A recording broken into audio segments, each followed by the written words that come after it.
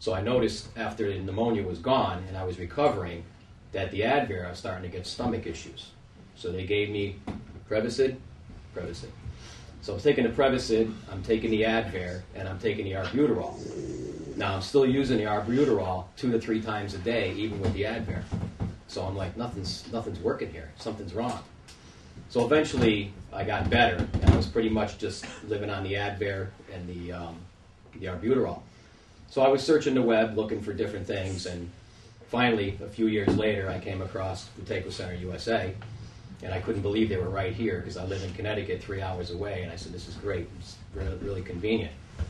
So I called Thomas, and I was pretty frustrated, and I talked to him, and same thing, I says, can you help me with my asthma? And he says, well, I can cure your asthma if you do what I tell you you're supposed to do. So I was all excited, so we were going to do a Skype session, and then I said, well, I want to go there, because I was very skeptical, very, very skeptical. I was like, everybody has a pill or a potion or a book or whatever, and I want to make sure this thing is going to work. So we did, a 2-hour session the first time? So I went home, he gave me an exercise regimen to do, and I went home and I did them exactly the way they were told, 3 times a day. I started paying attention to how I was breathing. I started making sure I was breathing through my nose only.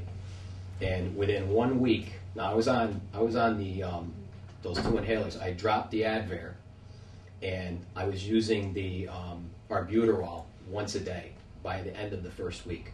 And before you were using it how long? I was using it probably 4 times a day, along with the Advair.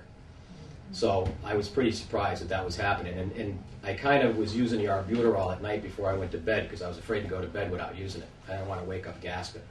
But then I realized after a while that I didn't need it. So after 2 weeks, I was off everything. I could go through the entire day with nothing.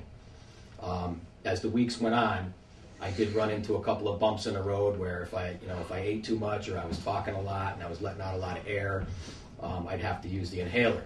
But generally, I can say right now I haven't touched it in 3 months. And I'm out shoveling snow in the cold air. I was cutting the grass in the summertime. I got a push mower that's not self-propelled. The dust is blowing everywhere, and I've got no asthma attack.